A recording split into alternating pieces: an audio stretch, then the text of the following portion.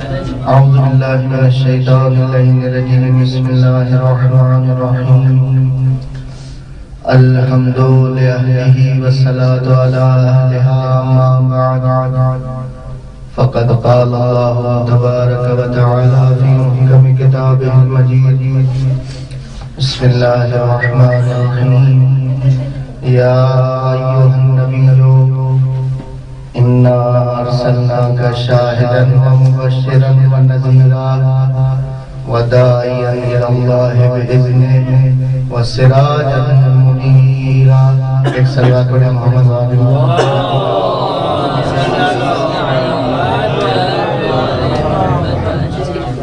آپ سب کی خدمت میں کچھ گزارشات ہیں.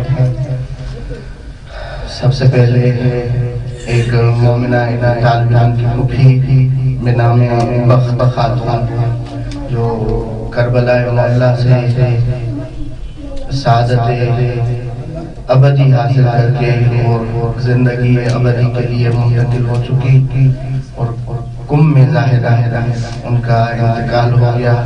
ان کے روح کے ایصال ثواب کے لیے ایک دفعہ سورہ فاتحہ اور 3 مرتبہ سورہ توحید کی تلاوت فرمائیں.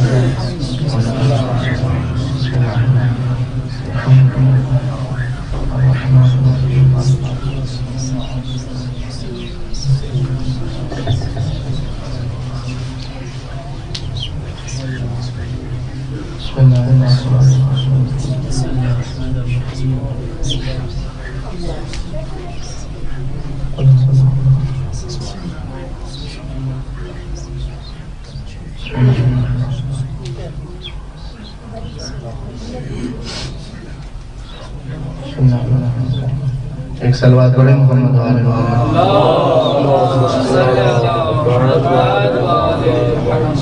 اور دوسری گزارش ہے کہ ہمارے استاد محترم جو پاکستان میں بلتستان سے ظاہراً تعلق رکھتے ہیں اور ہمیں پڑھاتے رہے, کافی سارے ان کے شاگرد ہیں, قبلہ محمد حسین شگری صاحب, وہ کافی مریض ہیں, سیریس مریض تھے. ان کی شفا یابی کے لیے اور جنہوں نے مجھے دعائیں دی ہیں ان کی تمام دعاؤں اور حاجتوں کے پورے ہونے کے لیے ایک مل کے صلوات پڑھیں محمد وآلہ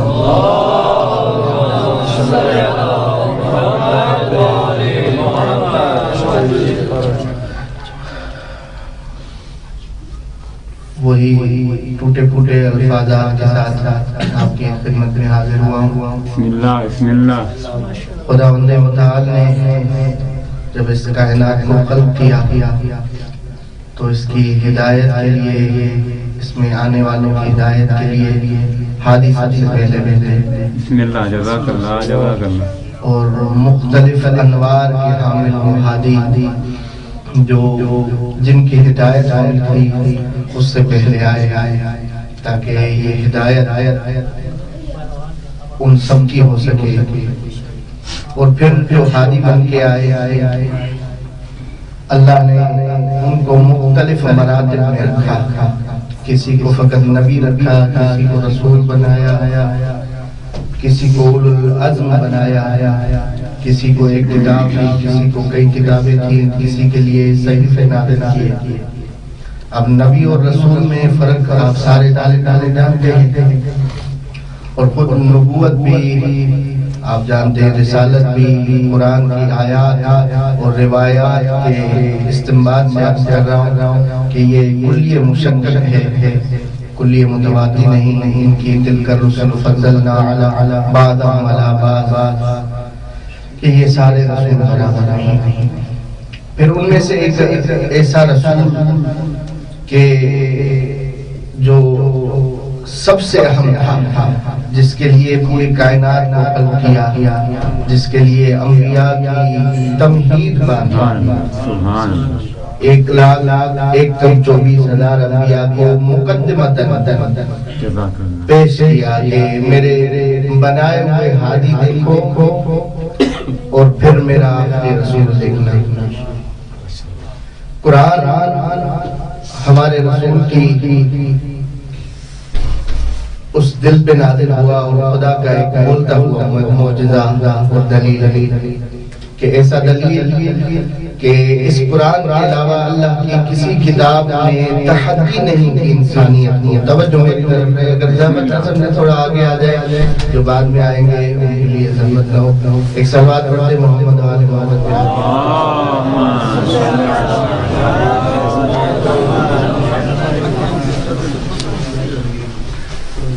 میں اپنے الفاظات میں بولوں کہ میرے ناقص مطالعے کے حساب سے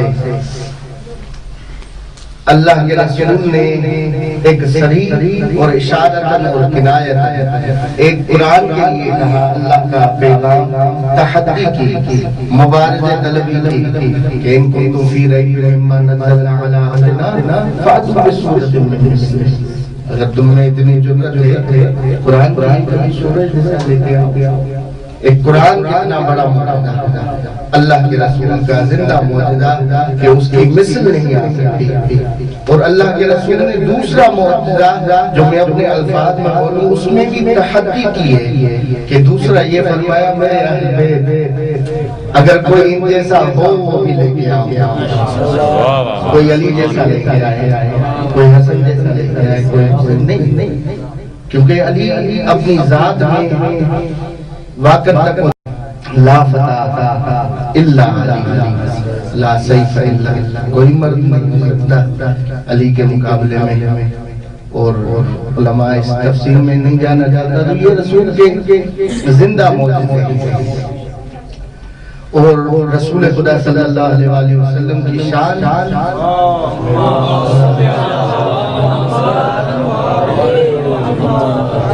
یہ قرآن گوندا ہوا سورت ہے کئی سوروں میں. ایک سورہ سورہ انشراح آپ دیکھ لیں, اس میں خلاصہ بیان کیا گیا ہے اول سے لے کے انتہا تک اللہ کے رسول کی زندگی کا. بسم اللہ الرحمن الرحیم. الم نشرح لک صدرک, ہم نے آپ کے دل کو نہیں شرح صدر کھولا.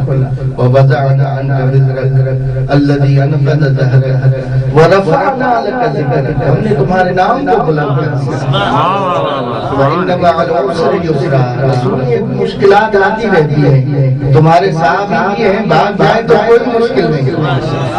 فَإِنَّ مَعَ الْعُسْرِ يُسْرًا, إِنَّ مَعَ الْعُسْرِ يُسْرًا. آخری پھر فَإِذَا فَرَغْتَ فَانْصَبْ, غدیر کے لیے روایات ہیں دیکھ سکتے. جب فارغ ہو جائے فَانْصَبْ عَلِيًّا, تفسیر اس کی آئی ہے کہ جب فارغ ہو جا رسالت کا کام سب سے آخری کام علی کو اپنے لیے خلیفہ معین کر دے. وَإِلَىٰ رَبِّكَ فَارْغَب, اپنے رسول اپنے رب کی طرف. یہ خلاصہ اس صورت میں بیان ہوا ہے. اسی طرح بہت ساری آیات ہیں اللہ کے رسول کے لیے اور بہت سارے بحث ہیں جو رسول خدا صلی اللہ علیہ وسلم. میں نے جو انتخاب کی آیات کہ یا ایھا نبی انا ارسلناک شاہدا ومبشرا ونذیرا, اے نبی ہم نے آپ کو شاہد بنا کے خوشخبری دینا والا بنا کے اور ڈرانے والا بنا کے وداعیا الی اللہ باذنہ, اور تم ہی ہو, میں اس کی تفصیل میں جاؤں گا, جو اللہ کی طرف بلاؤ گے اللہ کی اجازت سے, وسراج اور نور دینے والا چراغ بنا کے بھیجا. یہ 5 صفات ہیں اس آیت میں, تھوڑی توجہ رہے تو ان 5 صفات میں تھوڑا جو ناقص مطالعہ کیا تھا وہ آپ کے سامنے پیش کروں گا. ایک صلوات پڑھیں محمد والے محمد.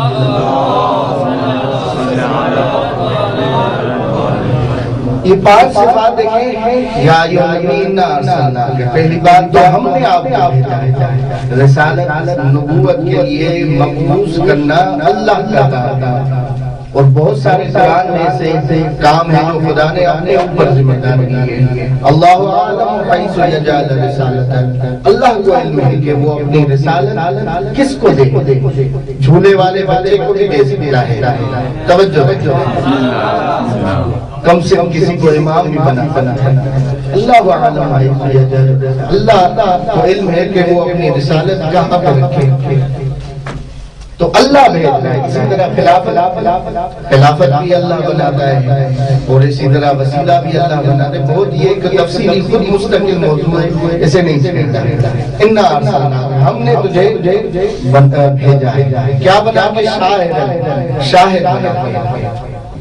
خود شاہد ایک گواہ, ایک ایسی چیز ہے ہمارے پاس بھی جو بحث ہوتی ہے قضاوت میں شاہد کے لیے, جہاں پہ کچھ ضروریات ہیں لازم ہے. ایک تو اس کی شہادت حسی ہونی چاہیے, وہ اپنی آنکھوں سے دیکھے.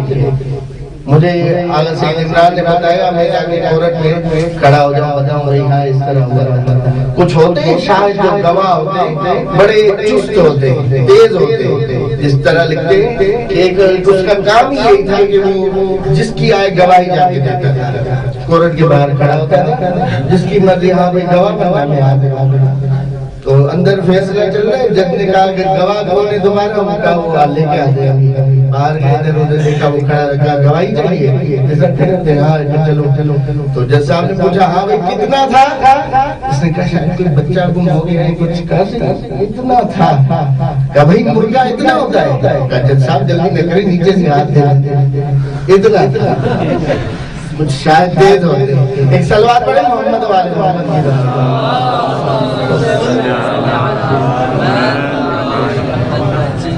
تو ہم نے شاہد بنا کے بھیجا. شہادت کے لیے فکری اعتبار سے پہلی شرط ہے وہ حسی ہونی چاہیے. اور جس طرح آپ دیکھیں زنا کے بارے میں بھی 4 شاہد آئے, چاروں شاہد ایک ہی گواہی دے, اپنے آنکھوں سے دیکھے انہوں نے. حسی ہونی چاہیے شاہد. اور قرآن میں عجیب طور پہ یہ مقام اللہ کے رسول کے لیے اللہ نے رکھا ہے. ہر نبی کو اپنی امت کے اوپر شاہد بنایا ہے. مگر عجیب جس طرح یہ سورہ میں ملتا ہے فَكَيْفَ إِذَا جِئْنَا مِنْ كُلِّ أُمَّةٍ بِشَهِيدٍ. اور رسول کو وقت یاد کرو, میں نے کہا تھا شہادت حسی ہونی چاہیے.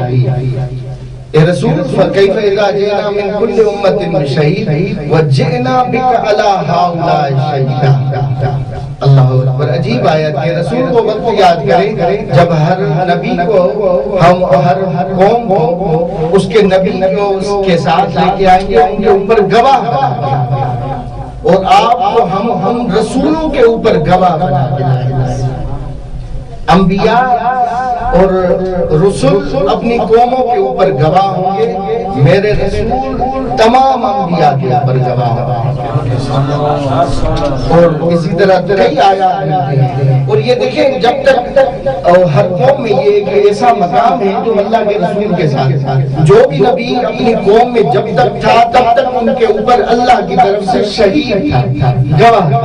حضرت عیسیٰ کی زبان یہ ملتا ہے, اور حضرت عیسیٰ فرماتے ہیں وَكُنْتُ عَلَيْهِمْ شَهِيدًا مَا دُمْتُ فِيهِمْ فَلَمَّا تَوَفَّيْتَنِي كُنْتَ أَنْتَ الرَّقِيبَ عَلَيْهِمْ وَأَنْتَ عَلَى كُلِّ شَيْءٍ شَهِيدٌ. عجیب آیت ہے کہ حضرت عیسیٰ فرماتے ہیں اللہ وَكُنْتُ عَلَيْهِمْ شَهِيدًا, میں اپنی امت کے اوپر تب تک گواہ تھا مَا دُمْتُ فِيهِمْ, جب تک میں ان میں تھا.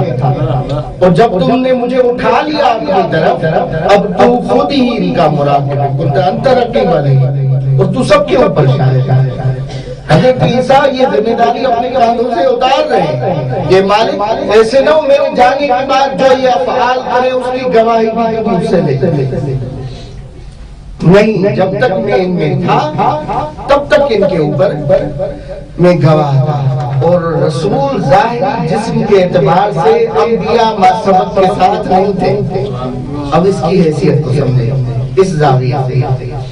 ظاہری جسم کے ساتھ انبیاء معصومت کے ساتھ نہیں تھے, مگر قرآن کہہ رہا ہے فَكَيْفَ إِذَا جِئْنَا مِنْ كُلِّ أُمَّةٍ بِشَهِيدٍ وَجِئْنَا بِكَ عَلَى هَؤُلَاءِ شَهِيدًا. وقت رسول یاد کر جب تو انبیاء کے اوپر شاہد بنا کے آیا. سبحان اللہ, سبحان اللہ. یہ پہلی صفت جو یا ایھا النبی انا ارسلناک شاہدا, ہم تمہیں شاہد بنا کے بھیجا تمام امتوں کے اوپر. پھر ایک دوسری روایت بھی ہے اور عجیب میں نے جب بھی کوئی نص سے روایت ہوتی ہے، نص سے الفاظ ہوتے ہیں، اس میں تصرف نہیں کرتا اپنی طرف، جیسے مولا کا فرمان ہوتا ہے اسی طرح کوشش کرتا ہوں آپ کے سامنے۔ وہ جو آیت ہے لِتَكُونُوا شُهَدَاءَ عَلَى النَّاسِ وَيَكُونَ الرَّسُولُ عَلَيْكُمْ شَهِيدًا، تم لوگوں کے اوپر گواہ بننا، رسول تمہارے اوپر گواہ بن جائیں گے۔ تو ہمارے برادران اہل سنت نے کہا ہے ان کے اصحاب کی روایات کے ذریعے سے کہ لِتَكُونُوا شُهَدَاءَ عَلَى النَّاسِ سے مراد امت ہے، امت محمدی دوسری امتوں کے اوپر گواہ ہوگی اور اللہ کے رسول اپنی امت کے اوپر گواہ ہوگی۔ اس کے ذیل میں عیاشی میں تفسیر عیاشی میں عجیب روایت اور لطیف جملہ ملتا ہے امام صادق علیہ السلام کا، توجہ کیجیے گا۔ مولا سے پوچھا گیا مولا کیا یہ پوری امت گواہ ہے انبیاء کی امتوں کے اوپر اور ہمارے رسول ان اپنی امت کے اوپر گواہ ہوں گے؟ تو مولا فرماتے ہیں، مولا کی نص سے روایت ہے، مولا فرماتے ہیں یہ کس طرح لوگوں کو گواہ بنا رہے ہیں انبیاء کے امتوں کے اوپر کہ جن کی گواہی دنیا میں ایک من گندم کے اوپر قابل قبول نہیں ہوتی۔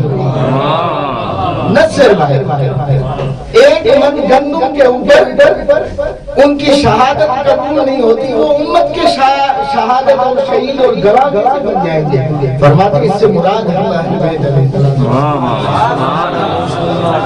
یہ اہل بیت علیہ الصلوۃ والسلام کا مقام ہے اور یہ اللہ کے رسول کی صفت ہے کہ اللہ نے انہیں گواہ بنا کے بھیجا ہے۔ اسی کے ذیل میں جب مطالعہ کر رہا تھا ایک روایت آئی، پھر اس کی سند کی بھی میں نے بررسی کی، ابھی تو آسان ہو چکا ہے سافٹ ویئر میں آپ درایت میں چیک کر سکتے کہ یہ صحیح ہے کہ نہیں۔ تو یہ روایت روضۃ من الکافی میں شیخ کلینی نے روایت نقل کیا ہے اور نیچے اس کے لکھا ہوا ہے صحیح۔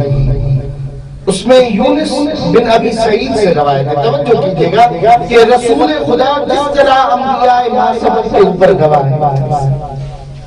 لکھتے ہیں یونس بن ابی سعید امام صادق علیہ السلام کے پاس آیا، امام علیہ السلام فرماتے ہیں مجھے کہا مولا سے میں نے سنا امام فرما رہے تھے کہ اذا کان یوم القیامہ وجمع اللہ الناس کلهم فاول من ينادى نوح فيقول له هل بلغت فيقول نعم فيقول من يشهد لك فيقول محمد۔ توجہ کیجئے گا یہ جو آیت آپ کے سامنے پڑھی اللہم صلی علی محمد ایک صلوات پڑھی محمد علیہ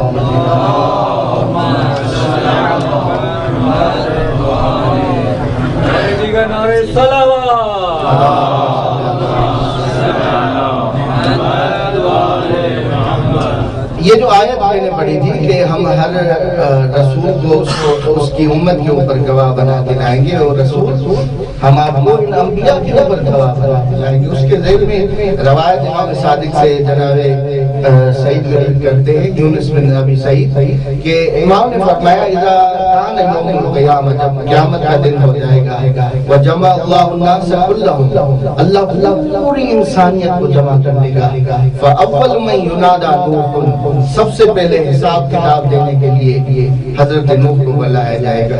اور امام کا یہ قول ہمیں سمجھا رہا ہے کہ یہ جو کہا جاتا ہے ہم نے تھوڑی سلیس سے بھی استعمال کروں گا کہ مولا علی کا نعرہ مارو اور تو جنت میں، یہ نہیں چلے گا۔ فَأَوَّلُ مَن يُنَادَى نُوحٌ سب سے پہلے حساب کتاب کے لیے بلایا جائے گا حضرت نوح۔ فیقول اللہ فرمائے گا حل بلغت نوح کیا تم نے میری تبلیغ کی؟ فیقول نعم ہاں میرے رب ذوالجلال نے تیری تبلیغ کی۔ فیقول من یشہد لک نوح تیری کون گواہی دے گا؟ نوح کہے گا وہی گواہی دے گا جس کو تو نے ہمارے اوپر گواہ بنایا ہے۔ سمجھ لیجیے گا محمد میری گواہی دے گا۔ کہا جاؤ لے کے آؤ حضرت رسول کو۔ اب روایت کے الفاظ بتا رہے ہیں کہ اہل بیت علیہ السلام اس عرصے محشر سے جدا بیٹھے گے، اور ایک کلا اور مسک اور خوشبوؤں کے تخت میں بیٹھے ہوں گے، پوری اہل بیت کا ایک مجمع لگا بیٹھا ہوگا، اور اس وقت حضرت نوح وارد ہوں گے میدان محشر سے آگے اللہ کے رسول کے بعد، اور پوری بات بتائیں گے کہ اللہ نے مجھ سے تبلیغ کے بارے میں پوچھا ہے، میں نے بتایا میں نے تبلیغ کی، انہوں نے شہادت کے لیے پوچھا ہے کہ کون تمہاری گواہی دے گا، میں نے آپ کا نام لیا ہے کیونکہ آپ ہمارے اوپر شاہد ہیں۔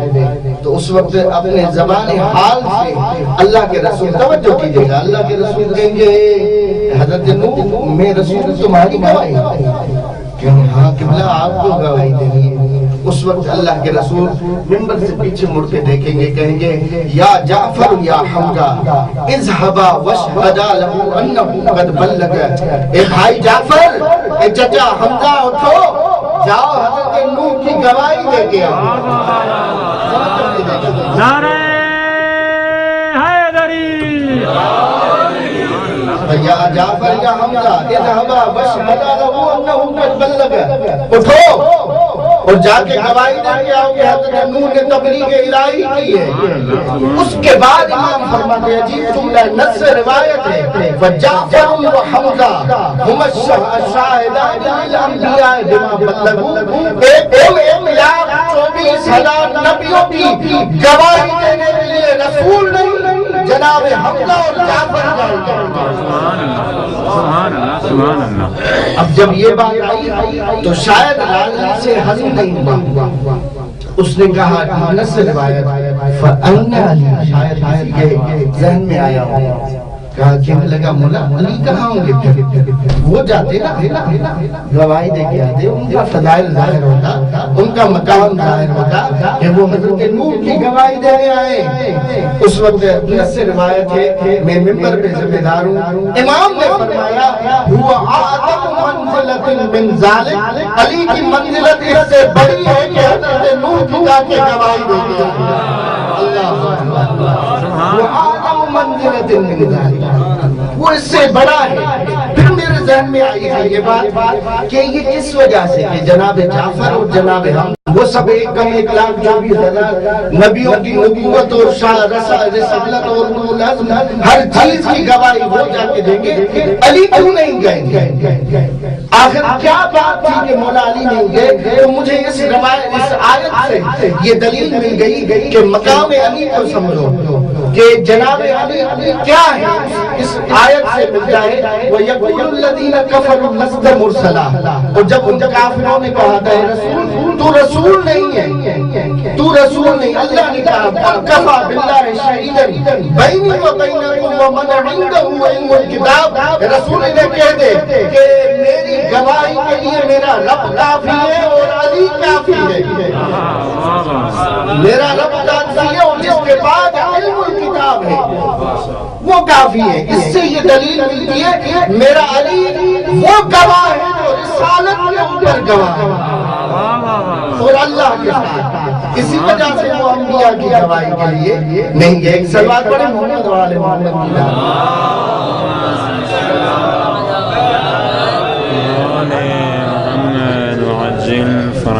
جو خاتم الرسل کا گواہ ہو، وہ انبیاء کا گواہ نہیں۔ یہ پہلی صفت کہ اِنَّا أَرْسَلْنَاكَ شَاهِدًا وَمُبَشِّرًا، شاہد بنایا اور مبشر، خود مبشر تبشیر ہر مذہب میں موجود ہے۔ آپ اگر جائیں انجیل مسیحوں کے پاس یہ زیادہ ہے، پھیلا ہوا ہے، وہ تبشیری ان کا ایک گروہ ہے جو بشارت دیتے ہیں اور وہ جنت کی طرف لے کے جاتے ہیں، اور ہر میں سمجھ ملک میں یہ کام کر رہے ہیں اور انہیں تبشیری کہا جاتا ہے، حدیثہ کے کرنے والے۔ تو یہ عیسائی تفسیر، مگر اللہ نے جسے مبشر اور تبشیر بنانے والا دیا ہے۔ اور میں پوری ایک بات کہتا ہوں، علماء قرآن کے ڈاکٹر یہاں موجود ہے کہ قرآن میں میرے رسول کے علاوہ کسی کو اللہ نے مبشر نہیں کہا۔ توجہ دیجیے گا، ایک آیت میں حضرت عیسیٰ کے لیے مبشر کی صفت اور لقب آیا ہے، وہ بھی میرے رسول کی وجہ سے۔ توجہ کیجیے، جتنی آیتیں دیکھ لیں، کسی غیر اللہ کے رسول اس کے لیے تبشیر مبشر کی صفت بیان نہیں ہوئی۔ حضرت عیسیٰ کے لیے ایک دفعہ ہوئی ہے، وہ بھی میرے رسول کی، جس طرح آیت بالحق انزلناہ وہ بالحق نزل وما ارسلناک الا مبشرا ونذیرا، ہم نے تجھے مبشر بشارت دینے والا اور ڈرانے والا میں وضاحت کروں گا۔ سورہ اسراء اسی طرح سورہ فرقان میں وما ارسلناک الا مبشرا ونذیرا، سورہ فتح میں بھی اس طرح مبشرا ونذیرا میرے رسول کے لیے، آپ کے رسول کے لیے۔ ایک دفعہ جو عرض کیا حضرت عیسیٰ کے لیے آیا ہے سورہ سب کی 6 نمبر آیت میں، وہ اس طرح سے یا بنی اسرائیل انی رسول اللہ علیکم، یہ بنی اسرائیل میں اللہ کی طرف سے تمہاری طرف رسول مصدقا لما بین یدی من التوراۃ، میں اس تورات کی تصدیق کرنے والا ہوں جو میرے ہاتھوں کے درمیان، وہ مبشرا برسول یاتی من بعدہ اسمہ احمد، اور میں بشارت دینے والا ہوں اس رسول کے لیے جو میرے بعد آئے گا، اس کا نام احمد ہوگا۔ ایک صلوات پڑھیں محمد والے۔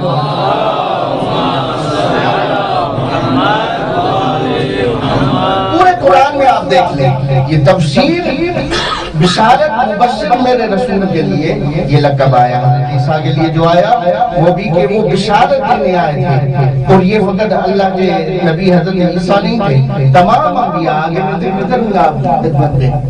یہ مبشر پھر مجھے امر کریں، اگر زحمت نہ سمجھے اور ناراضگی اگر کرنی ہے تو پیچھے والے کے اوپر کیجیے گا، تھوڑا تھوڑا آگے آ جائے، صلوات پڑھتے ہوئے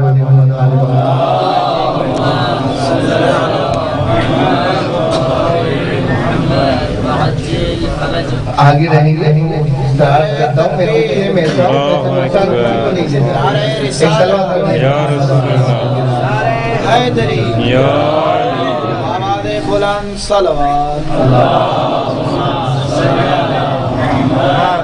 تو جیسے آپ سے یہ مبشر کی صفت دوسری صفت آئے کریمہ سے، اور یہ مبشر بشارت دینے والا کس کو دینے آیا؟ ظاہر طور پہ تفسیر کی جاتی ہے کہ اللہ کی طرف آ جاؤ تمہیں بشارت مل جائے گی، اور تم اعمال خیر کر لو تمہیں بشارت مل جائے گی، مگر روایات میں بیان کر سکتا ہوں، اور حتیٰ اہل سنت کے مکتب کی میں روایات ہیں، صحیح بخاری کی میرے پاس ہماری سید مرتضیٰ کی بہار الانوار کی یہ جو کہا گیا ہے کہ اعمال خیر کو انجام دینے کے نتیجے کی بشارت دینے آتے ہیں، اس طرح نہیں ہے کہ یہ کرو گے تو تمہیں جنت مل جائے گی، اس طرح یہ اعمال کی حقیقت ہمیں تو کرنا ہی کرنا ہے، ہمارے اوپر واجب ہے۔ اور کبھی روایات ملتی ہے کہ ما من احد یدخل عملہ الجنہ وینجیہ من النار، کوئی ایسا شخص نہیں جو اٹھ کے کہہ سکے کہ میرا عمل مجھے جنت میں لے کے جائے گا اور میرا عمل مجھے جہنم سے بچائے گا۔ کوئی ہے ماں کا بیٹا کہ جس کے اعمال اتنے خالص ہوں اور وہ کہہ سکے کہ ہاں میں اپنے اعمال کے بلبوتے پہ جنت میں جاؤں گا، اپنے اعمال کے بلبوتے پہ جہنم سے نکل سکتا ہوں؟ کوئی نہیں، اللہ کے رسول نے مور لگا، کوئی نہیں ہو سکتا۔ اللہ کا جب تک کرم صاحب نہ آئے، اس کا فضل نہ ہو، کسی میں یہ جرأت نہیں کہ وہ سر اوپر اٹھا سکے اور کہہ سکے کہ میرا حق بنتا ہے۔ اگر ہے ایک ہی عمل ہے وہ ہے محبت اہل اور یہ اللہ کے رسول میں روایات کی تائید کے ساتھ دیا مبشرن رسول خدا کی صفت ہے، یہ بشارت دینے آئے تھے لوگوں کے لیے کہ میرے بعد میرے بھائی علی کو مان جاؤ جنت تمہاری ہو جائے، اور ڈرانے آتے تھے کہ اگر علی کو چھوڑ دیا تمہارے سارے اعمال ان کے سراب، سورہ نور کی آیت، مگر ضروری ہے کہ کیونکہ یہ ضروری ہے، یہ روح جب تک نہ ہو، جس طرح پہلے بھی عرض کیا تو بدن کی کوئی اہمیت نہیں ہوتی، بدن کو مس کر لیا غسل کرنا پڑے گا، روح کی اہمیت ہے، اور روح تمام اعمال کی وہ ولایت محمد والے محمد کو قبول کرنا ہے۔ یہ جو ہمارے پاس یہ ضروری ہے میں عرض کیا تو ہمارے پاس کئی روایات موجود ہیں کہ اور مستقل کتابیں لکھی ہوئی ہیں علماء کہ اہل بیت علیہ السلام کی ولایت ہے کہ جس کی وجہ سے اللہ اعمال کو قبول کرتا ہے۔ سید ہاشم حضرانی کی کتابیں مختلف، تو اس سے ایک غلط استفادہ لیا جاتا ہے۔ اور یہ جو کہا جاتا ہے بھائی اگر نماز میں آپ نہیں پڑھو گے تو یہ روایت تو کہتی ہے کہ تمہارے اعمال قبول نہیں ہوں گے۔ بھائی یہ نماز میں پڑھنے کی بات نہیں، اصل ولایت کو قبول کرنے کی بات ہے۔ اصل ولایت کو آپ نے قبول کیا، اب جس طرح اہل بیت علیہ السلام بولے اس طرح کرتے جاؤ، یہ روایات اس طرف مشیر ہے۔ کہا نہیں یہ نماز تمام عبادات میں علی کا ذکر کرنا ضروری ہے۔ یہ تھوڑی بحث میں نے کہا بھائی تمام عبادات میں علی کی ولایت کو قبول کرتے ہوئے انہیں انجام دینا ضروری ہے۔ کہا نہیں ان کا اظہار کرنا ضروری ہے۔ میں کہا بھائی میں ایک چھوٹا سا بندہ ہوں، میں تو نماز میں پڑھوں علی ولی اللہ، آپ کہہ رہے ہو تمام اعمال میں، پھر روزے میں کس طرح علی ولی اللہ پڑھوں؟ آپ جو کہہ رہے ہیں یہ روایات اس طرح مشہور ہیں، یہ اس طرح بیان کریے کہ علی کی ولایت کا اظہار کرنا ضروری ہے، تو بھائی قبول ہو جائے، میں بھی کر رہا ہوں کہ علی کی ولایت کا ہونا ضروری ہے، مگر آپ کا اظہار کرنا اور بات ہے کہ اسے پڑھا جائے۔ تعبدی مسائل میں ہم روایات ایک صلوات پڑھیں محمد والے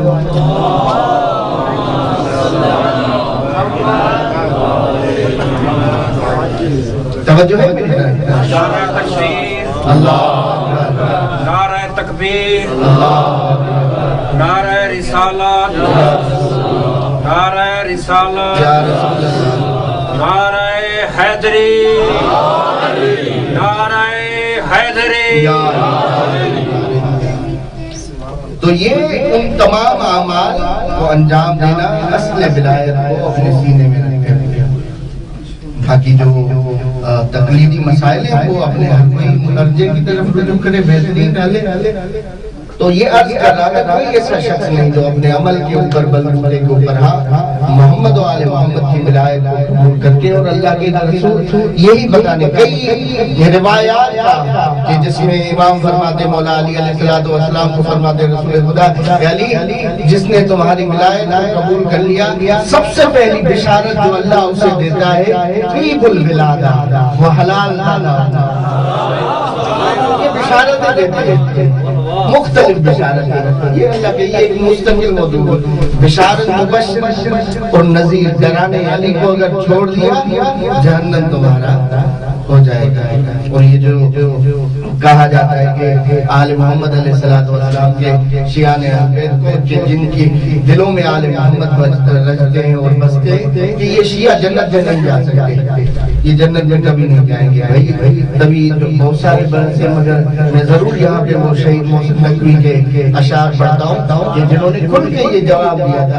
یہ جو کہتے ہیں اشخاص کہ اہل بیت علیہ السلام کے ماننے والے جنت میں نہیں جا سکتے، تو شہید محسن نقوی نے کہا تھا کہ محشر کا ولی کوئی خلیفہ تو نہیں ہے، محشر کا ولی کوئی خلیفہ تو نہیں ہے، یہ دین پیغمبر ہے، خلیفہ تو نہیں ہے۔ جنت میں ہمیں جانے سے روکنے والوں، یہ جنت ہے تمہارے باپ کا خلیفہ تو نہیں ہے۔ جنت عالم اس کی بشارت دینے آئے اللہ کے رسول، اسی علی علیہ السلام کی ولایت کو چھوڑنے والوں کو ڈرانے آئے تھے اللہ کے رسول۔ اِنَّا أَرْسَلْنَاكَ شَاهِدًا وَمُبَشِّرًا وَنَذِيرًا، وہ رسول ڈرانے آئے تھے، وہ مجھے وہاں سے ڈرا رہے ہیں، بھائی تھوڑا تھوڑا آگے آ جائے، ایک صلوات پڑھتے ہوئے محمد و آل محمد کی ذات۔ یا ایک دوسرا سارے طالب بیٹھے، امام زمانہ علیہ السلام کا ایک لقب ہے، جب وہ لقب زبان عظیم پہ آئے آپ کی اور معطر ہو جائے یا آپ کی زبان، تو اس پہ کھڑا ہونا اخلاق واجب ہو جائے، وہ ہے قائم عالم۔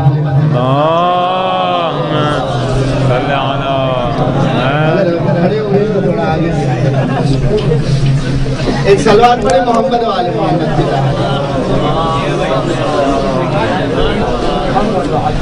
تو ہم نے تمہیں شاہد بنا کے بھیجا اور مبشر اور نذیر بنا کے بھیجا، اور چوتھی صفت وَدَاعِيًا إِلَى اللَّهِ بِإِذْنِهِ، اور اللہ کی طرف بلانے والے وہ اللہ کی اجازت کے ساتھ۔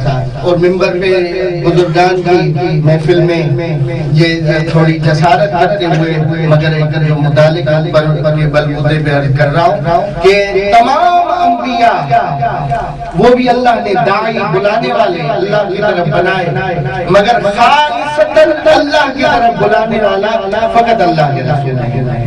وہ انبیاء اللہ کی طرف بھی بلاتے تھے، مگر ان کا دوسرا فریضہ تھا کہ وہ رسول کی طرف بھی بلائے۔ توجہ کیجئے، ہر نبی کی ذمہ داری تھی کہ وہ اللہ کی وحدانیت کے ساتھ ہمارے رسول محمد مصطفیٰ صلی اللہ علیہ وسلم اس کی نبوت کے بارے میں بھی ان سے اقرار ہے۔ ہر نبی کی ذمہ داری ہے۔ یہ روایات دیکھ لیں اور حد متضافر تک آ چکی ہے، کوئی تک و تنہا روایات نہیں۔ ہر نبی کے اوپر فرض تھا کہ وہ اللہ کے ساتھ ہمارے رسول محمد مصطفیٰ کی طرف بھی بلائے ہم لوگوں کو۔ اور آپ دیکھیں کہ یہ فقط ایک روایت ہے، ہمارے برادران اہل سنت کی روایات ہے، اور فقط اللہ کے رسول کی طرف نہیں، میرے ولی علی کی طرف بھی بلاؤ۔ یہ حضرت آدم سے لے کے حضرت خاتم تک کی سیرت رہی ہے، اور اس سیرت کو اظہار کرنے کے لیے میں روایات اہل سنت دکھا سکتا ہوں کہ اللہ کے رسول جب معراج پہ گئے اور گلشن نبوت سج گیا، رسالت سج گیا، سارے گلہائے نبوت اور رسالت جمع ہو گئے، اس وقت وہ صدر مجلس رسول خدا کو بلایا گیا۔ تمام انبیاء کو جب کھڑا کیا گیا وہ آگے، اس وقت اللہ کے رسول کو حکم ملتا ہے، اہل سنت کی روایت میں دکھا سکتا ہوں کہ ملتا ہے رسول ان سے پوچھو علامہ بعثتم، اے انبیاء اے رسول تم کس وجہ سے مبعوث ہوئے تھے، تمہارا منشور کیا تھا، کون سا پیغام اللہ نے تمہیں دیا تھا جس کو تم دنیا میں لے کے آئے تھے؟ تو سب انبیاء نے مل کر ایک زبان ہو کے کہا تھا، قالوا بعثنا علی شہادت ان لا الہ الا اللہ علی والاقرار بنبوتک والولایت لعلی ابن ابی طالب علیہ السلام۔ ہم سب انبیاء اللہ کی وحدانیت، اے رسول تمہاری نبوت اور علی کی ولایت کے اوپر منشور لے کے مبعوث ہوئے تھے۔ یہ فقط داعی اللہ ہے، اللہ کے رسول ہے، اور بإذنہ ہی ایک بڑی بید ہے جو آج یہاں پہ فاقد ہے اللہ کی طرف سے۔ یہ جو مراج اعظام ہے ایک حساب سے اللہ کی طرف سے حجت، کیونکہ حجت اللہ نے ان کو حجت بنایا ہے ہمارے اوپر۔ توجہ ہے، حجت اللہ نے ان کو ہمارے اوپر۔ یہ ہمارا ربط اللہ کے ساتھ ٹوٹتا نہیں ہے، مگر زمانے میں کچھ ایسا ہو چکا ہے جسے بھی کچھ بولنا آ جاتا ہے، وہ نقیب منبر اور جس طرح کا وکیل ولایت اور بدن کون سے القاب کے ساتھ خود کو داعی بنا لیتا ہے، بلانے والا۔ یہ تم کس کی اجازت سے کر رہے ہو؟ محمد و آل محمد کی طرف بلا رہے ہو تو ان کے علوم کو بھی پہلے پڑھو۔ تمہیں تو یہ پتہ نہیں استنجا کیا ہوتا ہے۔ ایک صلوات کریں محمد و آل محمد کی طرف۔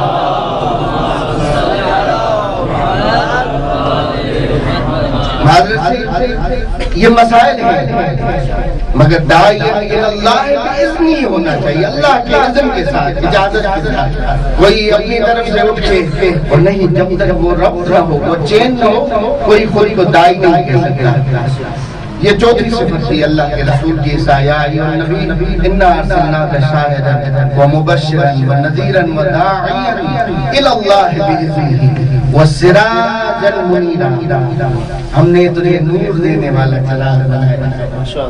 اور مطالعہ کر رہا ہے کتاب میں کوئی 25 سے 30 توجیحات علماء نے اور اس کے نکات بیان کیے کہ اللہ نے کس وجہ سے، مجھے یہ بتائے سراج دیے کو اس بلب کی لائٹنگ کافی آپ کو لگ رہی ہے، اس کی زیادہ ہے اس چراغ کی، اس کی ہے، پھر اس سے زیادہ آپ جائیں جو 2000 واٹ کا ہو اس کی زیادہ، پھر آگے جائیں سورج کی سب سے زیادہ ہے، مگر میرے رسول کو اللہ اس آیت میں سراج منیرا کہہ رہا ہے، اسے شمسن مضیہ نہیں کہا۔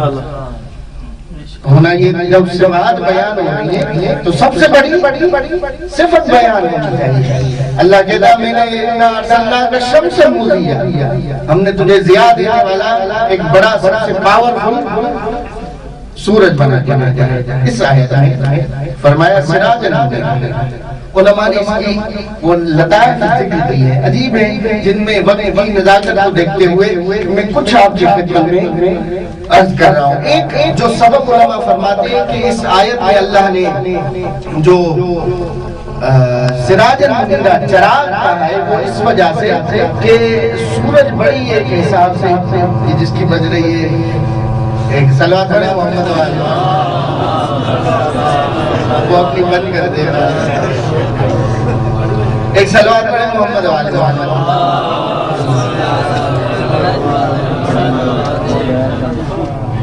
سورج ایک بڑی چیز ہے جس کو حاصل نہیں کیا جاتا، کسی کی رسائی سورج تک نہیں، مگر چراغ ایک ایسی چیز ہے جو ہر امیر اور غریب گھر میں رکھتے ہیں۔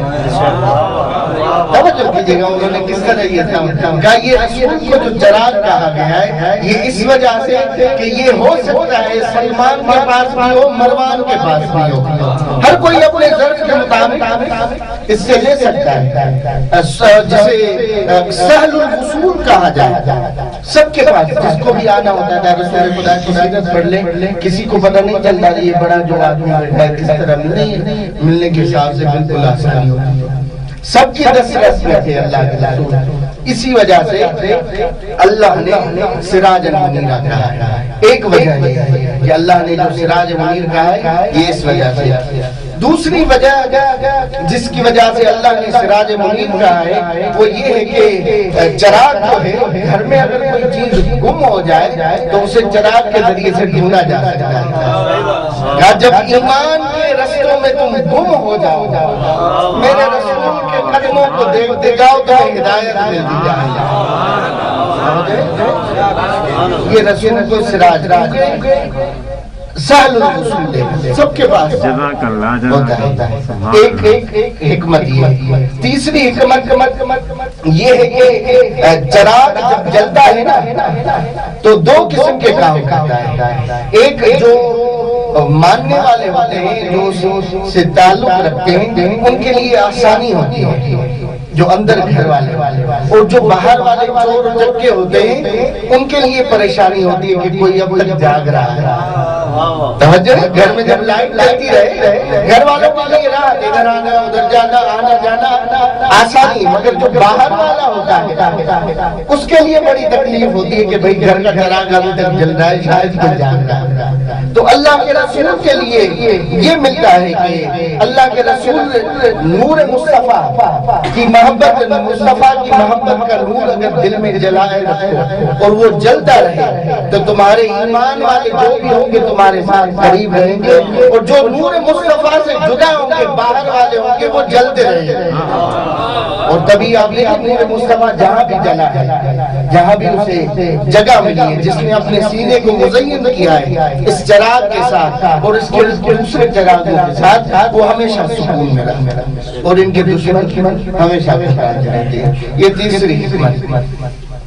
تھکی ہوئی صلوات پڑھیں محمد والے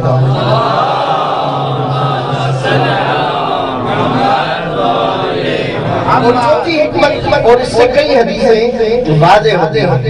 یہ جو حدیث ہے اولنا محمد واوسطنا محمد واخرنا محمد وکلنا محمد، وہ اس چراغ سراج منیرہ سے ہوتی ہے کہ اگر اللہ شمس مضیہ فرماتا تو وہ بات ہوتی جو سراج منیرہ میں ہوتی ہے، کیونکہ ایک چراغ سے دوسرا چراغ جل سکتا ہے، ایک سورج سے دوسرا سورج نہیں جل سکتا۔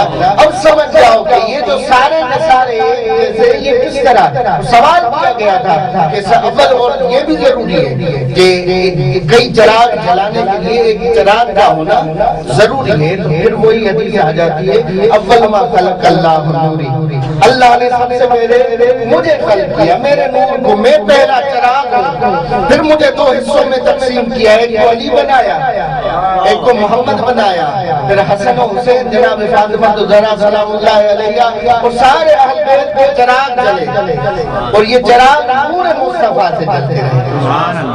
یہ حکمت ہے کہ سراج منیرہ فرمایا، شمس مضیہ نہیں۔ یہ چوتھی اور پانچویں حکمت وہ یہ ہے کہ سورج کی جو روشنی ہے وہ نسلی ہے. جب یہ طلوع کرتا ہے اس کی ایک اپنی لائٹ تھوڑا اور افق پہ آتا ہے بڑھ جاتی ہے, اور جب نہار پہ آ جائے تو بالکل اس کی روشنی فل ہو جاتی ہے. یہ نسبی ہے ایک حساب سے ٹائم ہے, مگر اللہ کے رسول اور جو چراغ کہا ہے کیونکہ چراغ کی روشنی نسبی نہیں ہوتی. جب وہ جلتا ہے تو سب کو روشنی دیتا ہے, چاہے کافر ہو چاہے مومن ہو کوئی بھی ہو, سب کو ایک حصے جتنی روشنی اور نور ملتا ہے. اللہ کے رسول بھی اس طرح ہوتا ہے کہ جو بھی آ جائے سب کو اپنے حصے کا فیض مل جاتا ہے. ایک صلوات پڑھیں محمد اور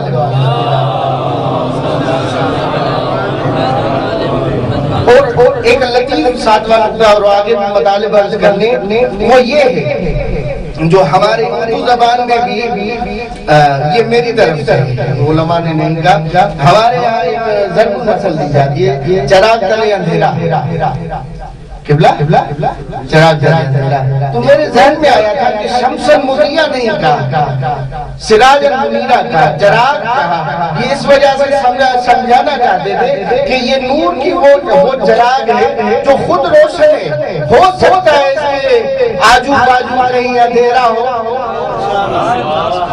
کہیں ظلمات میں اندھیرا ہو سکتا ہے کیونکہ یہ سراج ہے, اس کے نیچے آجو باجو ہو سکتا ہے کہیں اندھیرا ہو, ظلمات کا ایک وزیرہ ہو جائے. ایک صلوات پڑھیں محمد والے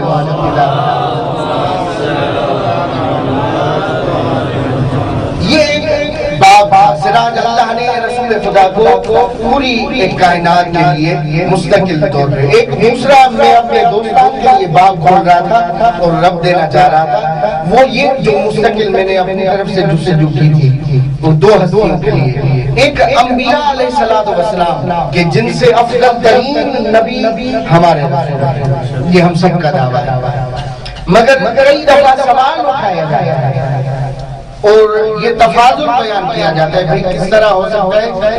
میں مثال دے, سب سے پہلے اللہ نے کسے خلق کیا؟ حضرت آدم علیہ السلام.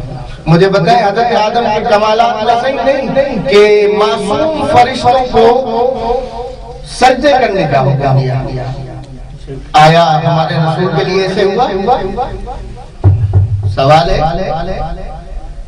کہ حضرت آدم تو مسعود ملائکہ ہے, مگر ہمارے رسول کے لیے حضرت آدم کو تو پوری کائنات کا علم دے دیا, وَعَلَّمَ آدم الْأَسْمَاءَ كُلَّهَا, اور ہمارے رسول کو کہا تم امی ہو. قرآن میں ہے. اور یہ جب جستجو آئی, سوال آیا کئی انبیاء کے لیے. حضرت عیسیٰ علیہ السلام ابھی گودی میں ہیں جناب مریم کے, اس وقت کہتے ہیں انی عبداللہ آتانی الکتاب وجعلنی نبیّا, مگر اللہ کے رسول نے نہیں کہا. اور ہر نبی کے ساتھ مقایسہ وہ جمع ہے, اور اس کو روایات ہے, یہ فقط میرے ذہن میں نہیں, اس وقت بھی آیا تھا. ان میں سے کچھ چیزیں میں بیان جو میں پورے دعویٰ کے ساتھ کہہ سکتا ہوں کہ یہ جدید جو آپ کے سامنے اور کوشش رہتی ہے جو دوستان احبہ جانتے ہیں. اور فقط یہ میرے ذہن میں نہیں تھا, تمام انبیاء کا جمع کیا ہے. اس میں ایک روایت ہماری نظروں سے گزری, کہتے ہیں کہ شام کا ایک یہودی راہب بڑا پجاری وہ آیا مدینے میں. ظاہر رسول خدا صلی اللہ علیہ وآلہ وسلم کی شہادت اور وفات ہو چکی ہے. مسجد میں اصحاب بیٹھے ہیں جن میں مولا علی علیہ السلام بھی ہیں. توجہ کیجئے گا, عجیب روایت ہے. اور وہ انجیل, زبور, قرآن, تورات سب کا عالم ہے. وہ آگے کہنے لگا یا امت محمد ما ترکتم لنبی درجة ولا لمرسل فضیلة الا ان حلتموها نبیکم فهل تجیبونی اما اسألکم عنہ. کہنے لگا یا امت محمد ما ترکتم لنبی درجة, تم نے کسی نبی کے لیے کوئی درجہ نہیں چھوڑا, ولا لمرسل فضیلة, کوئی نبی کی فضیلت نہیں چھوڑی, الا ان حلتموها نبیکم, سوائے یہ کہ وہ فضیلت فضیلتیں تم نے اپنے رسول کے لیے بھی بیان کرنا شروع کر دی. یہ تمہارا دعویٰ ہے کہ جو انبیاء کے پاس فضیلتیں تھیں وہ تمہارے رسول کے پاس ہیں. اگر یہ بات ہے تو وہ کہنے لگا فَهَلْ تُجِيبُونِي عَمَّا أَسْأَلُكُمْ عَنْهُ کہ آیا اگر میں سوال کروں پھر تم جواب دو گے مجھے؟ اس نے پہلے ہارٹ کے ساتھ اتنی روب دبدبے کے ساتھ جب آیا تھا. اب عجیب مزہ لے کر جو آتا ہے کہ جب وہ مسجد میں آیا صحابی رسول سارے بیٹھے اور اس نے آ کے یہ کہا کہ ہم تمام نبیوں کی فضیلتوں کو اپنے رسول کے لیے قرار دیتے ہو, اب میں تمہیں سوال کرتا ہوں, جواب دو تمہیں. روایت کے جملے فقاء القوم منهم کاف قلم اور کاف کتاب الف و عین با. اس کی آپ لغت میں معنی دیکھیں اے فر فقاء القوم منهم تمام بیٹھے ہوئے صحابی بھاگ گئے. بھئی یہ ہمارا جس طرح ٹوپی نیچے اتار دے گا, سندھی میں کہتے ہیں بٹکا دھول کر دے گا, کہ یہ تو سوال پوچھے گا ہمیں جواب نہیں آئے گا تو ہم کیا کریں گے؟ فقال کو اچھا طریقہ یہ بھاگ چلو. اور یہ تو عجیب بات نہیں ہے, جنگ سے بھاگنا تو کام رہا, مگر یہ تو نماز سے بھاگ جاتے تھے. سورہ جمعہ پڑھ لیں وَإِذَا رَأَوْا لَا تِجَارَةً انفضوا إِلَيْهَا وَتَرَكُوكَ قَائِمًا. رسول تو کھڑا ہو کے خطبہ دیتا تھا, یہ بھاگ جاتے تھے. قرآن کی گواہی. فقال سارے لوگ بھاگ گئے. سب کو دیکھتا رہا یہ کہاں جا رہا ہے, کوئی جواب نہیں. مولا علی نے کہا جو تجھے پوچھنا ہے پوچھ لے. تو اس نے سوال کیے, ان میں سے کچھ انبیاء کا کیونکہ وقت کی نزاکت کے حساب سے اس نے کہا کہ تفصیل میں نہیں جاتا. ھذا آدم علم الاسماء کلھا, یہ قرآن میں لکھا ہے تمہارے حضرت آدم ہے جس کو اللہ نے پورے اسماء پوری چیزوں کے نام بتا دیے. اور اللہ کے رسول کو کہہ رہا ہے امی نہ پڑھا ہوا جو کسی کتاب پڑھنے مکتبے میں نہیں گیا ہو, جسے لکھنا پڑھنا نہ. تو مولا فرمانے لگے امی سے یہ مطلب نہیں جو تو لے رہا ہے, وہ کسی آدم کے پاس, شخص کے پاس, انسان کے پاس نہیں پڑھا, وہ مکتب خداوندی میں پڑھا ہوگا. اور اس کی دلیل یہ ہے تو نے پڑھی ہوگی کہ قرآن کی نزول کے اعتبار سے پہلی آیت. اگر یہ نہ پڑھ ہوتا, ان پڑھ ہوتا تو اللہ کہہ رہا ہے اقرا بسم ربک الذی خلق. بڑے رسول یہ آپس میں میل نہیں کھا رہا. اگر امی ہوتے, ان پڑھ ہوتے, اللہ پڑھ توجہ ہے تو کہا یہ مطلب نہیں جو تو لے رہا ہے. کہا پھر آدم کو جو اسماء کا علم دیا گیا یہ کیا ہے؟ مولا نے پھر کہا ہے کہ یہودی تجھے بتاؤں یا تورات سے بتاؤں اللہ نے کن ناموں کا علم اسے دیا تھا. توجہ کیجئے گا. اور اس کے بعد مولا فرماتے ہم اہل بیت کے ناموں کا اللہ نے اسے علم دیا تھا کہ یہ محمد ہے, یہ علی ہے, یہ فاطمہ ہے, یہ حسن ہے, یہ حسین ہے, ہماری ناموں کی وجہ سے. پھر آگے آنے لگا. توجہ کیجئے گا. ایک صلوات پڑھے محمد والے محمد.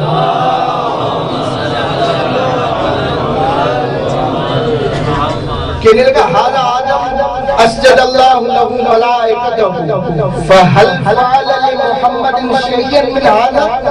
کہ یہ حضرت آدم ہے جس کو مسعود ملائکہ بنایا, کیا ایسی کوئی بات تمہارے محمد کے لیے اللہ نے کی؟ مولا نے پھر کہا ہے کہ میں تجھے تورات سے جواب دوں یا انجیل سے جواب دوں. کہ یہ خود آدم مسعود ملائکہ خود اپنی حیثیت سے نہیں بنے. اور اس کے بعد روایت بیان کرتے ہیں کہ فرماتے ہیں فَإِنَّ سُجُودَهُ لِلَّهِ طَاعَةً وَعِبَادَةً, یہ سجدہ اللہ کو تھا طاعت اور عبادت کرتے ہوئے. وَلِآدَمَ إِكْرَامًا لَنَا وَتَعْظِيمًا لِقَوْلِنَا, اللہ نے ہمیں آدم کی پیشانی میں رکھ دیا, اللہ نے ملائکہ کو حکم کیا ان کی تعظیم کرتے ہوئے آدم کو سجدہ کرنا. آدم کے اپنے وجود کی وجہ سے مسجود قرار نہیں دیا, سجدہ اللہ کو تھا.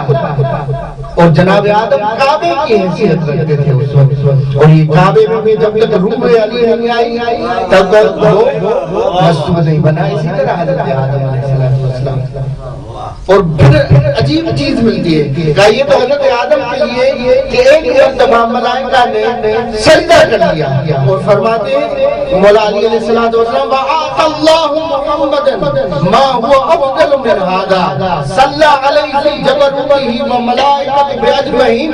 یہ تو ایک دفعہ سجدہ کرایا تھا اور میرے رسول کے لیے اللہ نے حکم دے دیا جس کے دلوں میں ایمان ہو وہ بھی اور ملائکہ تم بھی اور تم سب کے ساتھ میں اللہ مل کے درود پڑھتا رہوں گا رسول کے اوپر.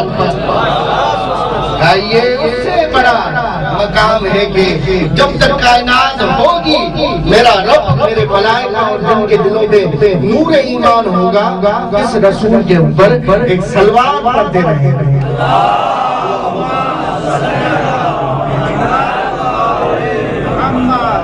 ٹائم کافی زیادہ ہو گیا ہے وقت ایک نبی کے ساتھ پھر وہ سوال کرتا ہے قال له اليهودي هذا عیسی ابن مریم انه تکلم فی المہد صبیا یہی عیسی ابن مریم ہے جس نے بچپن میں اور مہد میں کھلے میں تکلم کیا ہے. کیا اس طرح اللہ کے رسول نے کیا؟ تو اس کے لیے تفصیل سے عرض کرنا چاہوں گا. انبیاء کے لیے جو نبوتیں ملی ہیں وہ اللہ کی نصیحت جس طرح آیت آئی تھی اللہ عالم حیث یجعل مگر تفصیلی بحث کر رہا ہوں کہ حضرت عیسیٰ علیہ السلام اللہ کا معجزہ تھا. اور جب جیسے آیتیں جو قرآن میں ہیں دو نبیوں نے بچپن میں اپنی نبوت کا اعلان کیا ہے. ایک جناب عیسیٰ علیہ السلام ایک جناب یحییٰ علیہ السلام کہ ان 7 سال کی عمر کے قریب انہوں نے اعلان نبوت کیا تھا.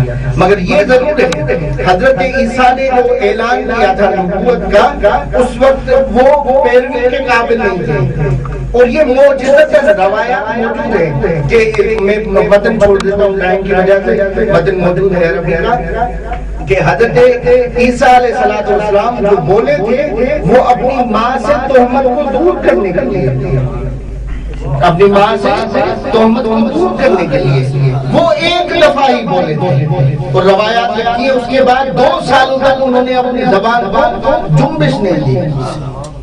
وہ ایک دفعہ ہی بولے اپنی ماں سے کیونکہ تہمت لگی تھی کہ یہ لما کلم عیسیٰ بہذا علم برات مریم جناب مریم کی اور باقی کے حساب سے وہ پاکیزہ ہے ان کو علم ہو گیا اور کہنے لگے کہ یہ انہوں نے غلط کام نہیں کیا.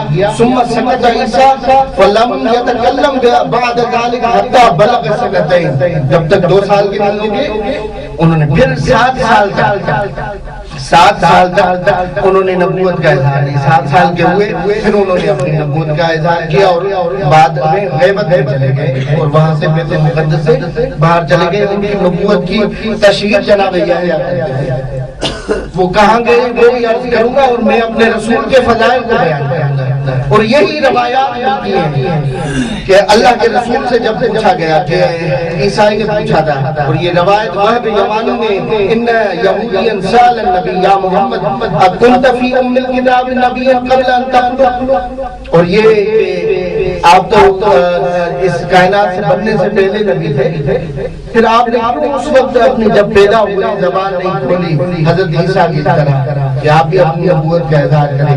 درحال کے رسول نے کیوں دیا یہ تو بچپن تھا جب کوئی نہ آدم تھا نہ آدمی تھا اور آدم تھا مٹی کے درمیان اور پانی کے درمیان تھا میں اس وقت نبی تھا کل نبی نہ آدم مگر اظہار نہیں کیا. یہ کس وجہ سے کہا وہ سچویشن ایسی تھی کہ حضرت مریم کے اوپر تہمت لگ رہی تھی اور اس تہمت کو ختم کرنے کے لیے اللہ کے حکم سے جناب عیسیٰ علیہ السلام کی زبان گویا اور انہوں نے کہا انی عبداللہ وآتانی الکتاب وجعلنی نبیا. توجہ ہے یہ اللہ کے رسول فرماتے ہیں یہ فقط ایک حساب سے شان نہیں اس سے بڑھ کے میری شان ہے. اور یہ توجہ کیجیے گا یہ جو باپ بولنے جا رہا ہوں کہتا ہے کہ یہ نیا موضوع ہوگا وہ یہ کہ حضرت عیسیٰ کی ولادت کہاں ہوئی. توجہ کیجیے گا اور جو قرآن کی آیات بیان کرتی ہے ایک صلوات علی محمد و آل محمد کی سورہ مریم کی 22 نمبر آیت دیکھیے گا فحملتہ اور جب جناب مریم جناب عیسیٰ سے حاملہ ہوئی، حمل محسوس کیا، اور یہ بھی عجیب معجزہ ہے، روایات میرے پاس لکھی ہوئی ہے 7 سے 8 گھنٹے کا حمل ہے، اس کے بعد حضرت عیسیٰ کی ولادت ہوئی ہے۔ کوئی 9 ماہ کا نہیں ہے، 7 سے معجزہ ہے نا، 7 سے، اور جس طرح کچھ روایات میں تھوڑی آگے بیان کی گئی ہے کہ ان مریم حملت عیسیٰ 9 گھنٹے 9 ساعت، اور کچھ میں حملت عیسیٰ باللیل و وضعته بالغداء، رات کو حملہ ہوئی، صبح اور جناب عیسیٰ کی ولادت موجودہ کو طور پر۔ مگر سوال یہ آیا، اور یہ ریلیٹڈ ہے اس کے ساتھ کہ حضرت عیسیٰ علیہ السلام افضل ہیں یا میرے نبی، اور اس لیے یہ عرض کر رہا ہوں کہ حضرت عیسیٰ کی ولادت کہاں ہوئی؟ جب تفاسیر میں نے رجوع کیا تو 6 مقامات بیان ہوتے ہیں ہمارے برادران سنت کہ فلسطین میں یا مصر میں یا جس طرح بیت لحم جو مشہور ہے آج بھی، وہاں پہ ان کی ولادت ہے۔ مکاتب تشیع میں، جو کتب تشیع میں، ایک صلوات پڑھے محمد و آل محمد۔ 3 قول ملتے ہیں، توجہ کیجئے گا، کلندری زبان میں 2.5 قول ملتے ہیں، ایک صلوات پڑھے محمد و آل محمد۔ 3 قول ملتے ہیں جناب عیسیٰ کی ولادت۔ 2 منفرد تک و تنہا مفرد روایات ہیں، ایک میں جو آپ بھی زیارت کرتے مسجد براسا، وہاں پہ روایت میں عیسیٰ کی ولادت ہوئی ہے، اور ایک امام سجاد علیہ السلام سے میں نے روایت دیکھی جس میں ذکر ہوتا ہے کہ معجزتاً جناب مریم کو فلسطین سے کربلا لایا گیا اور کربلا میں حضرت عیسیٰ کی ولادت ہوئی۔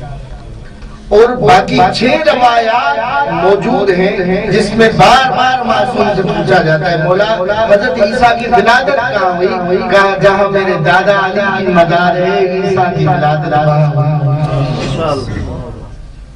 جناب علی علیہ السلام کے حرم کے پاس 6 روایات، وقت نہیں ہے، نہیں تو میں آپ کے پاس اور یہ مقام علی ہے کہ فقط ولادت کے لیے اللہ نے جناب مریم کو اتنا صبر نہیں کروایا، بلکہ اسے پھر اسی نجف میں اسے پناہ بھی دی ہے۔ سورہ مومنون کی یہ آیات موجود ہیں کہ وَجَعَلْنَا ابْنَ مَرْيَمَ وَأُمَّهُ آیَةً، اور ہم نے ابن مریم کو، مریم کے بیٹے کو، اس کی ماں کو اپنی نشانی بنایا تھا۔ وَآوَيْنَاهُمَا إِلَىٰ رَبْوَةٍ ذَاتِ قَرَارٍ مَّكِينٍ، یہ ربوہ کی لغت میں معنی دیکھیں کہ خشک جگہ اور بلند جگہ کا، نجف کی لفظی معنی بلند جگہ، علی کی لفظی معنی بلند جگہ۔ اور یہ سورہ مومنون کی آیت ہے کہ ہم نے ابن مریم عیسیٰ کو اور اس کی ماں کو اپنی نشانی قرار دیا، اللہ نے اپنی نشانی بنا کر پھر کیا کہا؟ وَآوَيْنَاهُمَا، اور انہیں پناہ دی، کیونکہ حضرت عیسیٰ نے جب تکلم کیا تھا بنی اسرائیل کے سامنے تو وہ سمجھ گئے کہ یہ اللہ کی حجت ہے، اور اسی چکر میں تھے کہ اسے قتل کر دیا، اور اسی قتل سے بچانے کے لیے اللہ نے پناہ دی ہے۔ اس کے بعد جو شیر خدا ہے اسی جگہ 6 روایات میں بیان کر سکتا ہوں اور لکھی ہوئی ہے کہ اسی مقام پہ، اور فرماتے ہیں یہ نجف کوفے سے ہٹ کے اور جب آئے، اور بار بار امام صادق علیہ السلام کی حدیث سے امام وہاں پہ آتے اور خرما کھاتے ہیں، اپنے صحابی کو کہتے تجھے پتا ہے یہ کون سا درخت ہے؟ جب کوفے سے نکلے یہ وہی درخت ہے جو درخت حضرت مریم نے آگے اس کی کھجور کھائی تھی، اور یہاں پہ اس کی ولادت ہوئی۔ روایات کئی ہیں، جو نقطہ میں عرض کرنا چاہوں گا کہ یہ نجف تھا، وَآوَيْنَاهُمَا إِلَىٰ رَبْوَةٍ ذَاتِ قَرَارٍ مَّكِينٍ، ہم نے انہیں ایک بلندی کے اوپر پناہ دی جس کے پاس پانی بھی بہتا ہے، اور وہاں پہ انہیں قرار آ گیا، سکون آ گیا، اللہ نے پناہ دی ہے۔ میرے علی کے حرم نے حضرت عیسیٰ کو، اور میں توجہ کے ساتھ آپ کا طالب ہوں، یہ دلیل دے رہا ہوں اللہ کے رسول خدا کی شجاعت کے اوپر کہ حضرت عیسیٰ اللہ کی آیت ہو کے جب اسے پناہ ملنے آئے وہ اللہ کے رسول کے بھائی علی کے پاس آ کے مل دیے۔ اور مگر رسول کا مقام دیکھیے گا اسی نہج البلاغہ میں آپ دیکھیے کلم کسار میں عجیب کلام لکھتا ہے مولا علی خود فرماتے کہ کنا اذا احمر البعث اتقینا عند رسول اللہ کہ جب جنگ کی شدت بڑھ جاتی ہے خون کی ندیاں بہنے لگتی تھی اور دل کانپنے لگتے تھے جنگ کی وجہ سے ہم رسول کے پاس آ کے پناہ لے لیتے تھے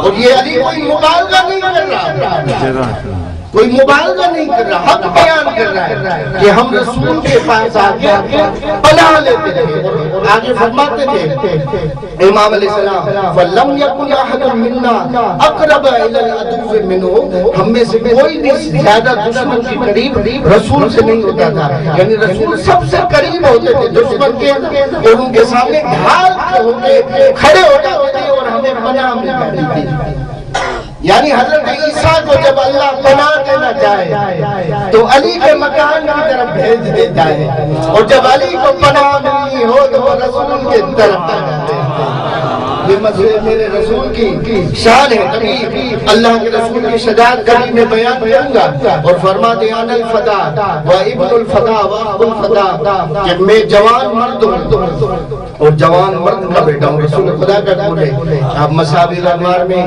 سید عبداللہ شبلی نے اس کی شرح کی کہ رسول خدا نے کیوں فرمایا کہ میں جوان مرد ہوں وہ ابن الفتح اور جوان مرد کا بیٹا ہوں وہ اخو الفتح اور جوان مرد علی کا بھائی ہے میں وہ ہوں جس کے بعد شیر خدا کے پناہ ہے یہ رسول خدا کی زبان بہت طویل موضوع ہر نبی کا مقابلہ روایت اور آیات میں کر سکتے بیان مگر ایک مستقل موضوع ایک گھنٹہ ہو چکا ہے کہ رسول خدا صلی اللہ علیہ وسلم اللہ نے اسے چراغ بنایا جو اپنوں کو اور غیروں کو سب کو نور دیتا مگر امت نے اتنی مشکلات پیدا کر دی اللہ کے رسول کے لیے ابتدا سے دیکھیں کوئی اوجھری آگے ڈال دیتا تھا کچرا آگے ڈال دیتا تھا مگر کبھی انہوں نے اسے ڈانٹا نہیں اس کے بعد عیادت کرتے یہ رسول خدا کا اخلاق اور حتیٰ کہ جب وقت شہادت قریب آتا ہے اس وقت بھی جب انہوں نے کاغذ اور قلم کیا اس وقت بھی انہوں نے بد اخلاقیت کی رسول خدا کے ساتھ مگر رسول خدا صلی اللہ علیہ وسلم ناراض نہیں ہوئے فقط ایک روایت اور رسول خدا کے جانے کے بعد کیا ہوا وہ ایک اشعار پڑھنا چاہتا ہوں کہ آخری وقت اللہ کے رسول کا قریب آتا ہے اور یہ رسول مرکز ہے اور یہ میں روایات کے ساتھ کر سکتا ہوں کہ جو اس مرکز نے حص کیا ہے تمام نوروں کے لیے اسی رسول خدا نے اپنی بیٹی کے مصائبوں کو حص کیا اسی اللہ کے رسول نے اپنے بھائی اور زندگی میں بتا دی گئی کہ لعنت ہو اس کے اوپر جو میرے بھائی علی کے سر مبارک کو ضربت لگائے گا اپنی بیٹی کے لیے اپنے بیٹے حسن کے لیے حس کیا اس سب میں جفا کو اور حسین کے لیے تو انتہا کر دی کہ یہ درد رسول کے سینے میں تھے اور جب عاشور کا دن ہوتا ہے بی بی ام سلمہ کے لیے میں نے خواب میں دیکھا رسول خدا کے سر میں مٹی ہے اور ان کے بالوں میں مٹی ہے اور روتے ہوئے آتے ہیں میں نے کہا ام سلمہ کی جان آپ کے اوپر قربان آپ کے سر میں مٹی کیوں ہے کہا میں ابھی حسین اور اس کے اصحاب کی قبریں بنا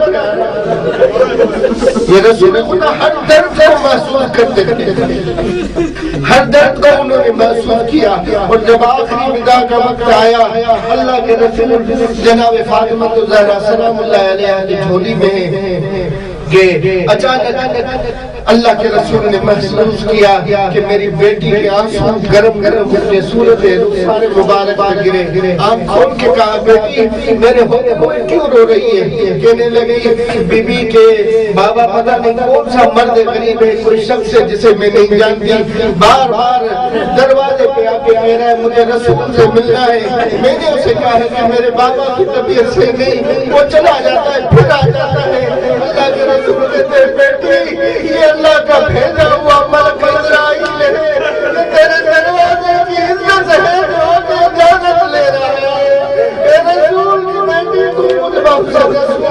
زندگی میں نہ رو، یہ اللہ کا بھیجا ہوا ہے، مجھے جانا ہے۔ اور یہ بات بھی ہے، اور اس کے لیے روایات بھی۔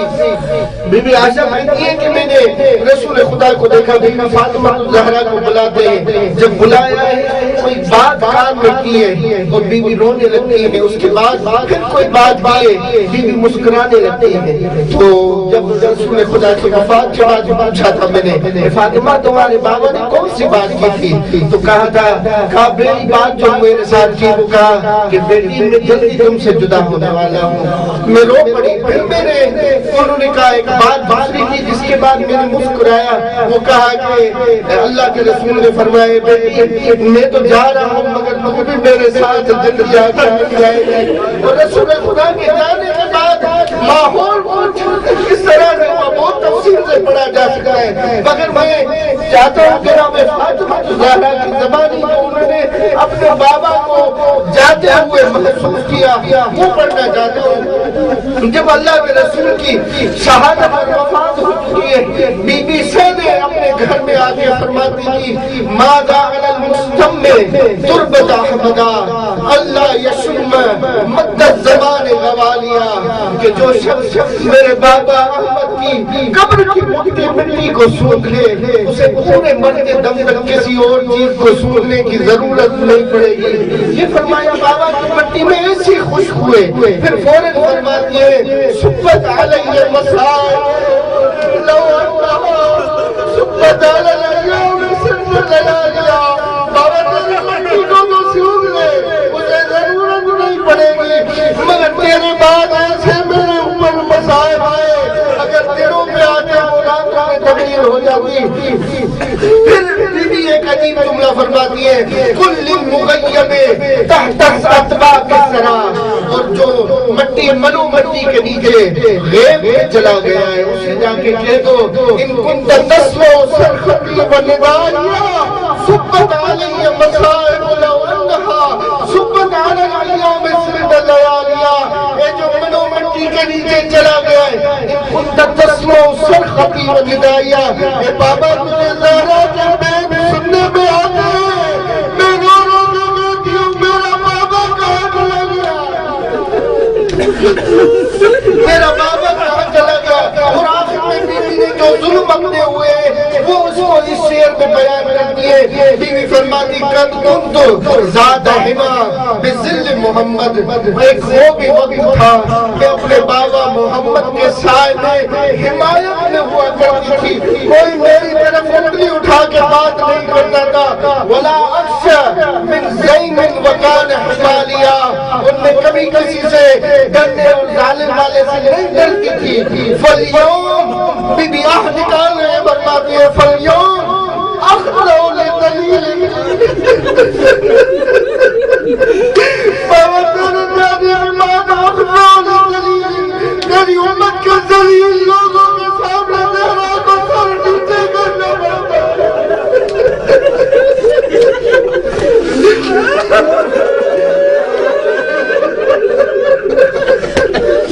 فَالْيَوْمَ أَخْضَعُ لِلذَّلِيلِ وَأَتْقَى ذِمِّي وَأَدْخَوْ ظَالِمِي بِرِدَائِيَا، اے بابا تیرے زیادنے کے بعد میں اپنے دشمنوں کو اپنی رضا سے دور کرتی ہوں، میں انہیں کہتی ہوں علی کو چھوڑ دو نہیں تو میں اپنے رضا کو چھلتے ہوں گا۔ اللہ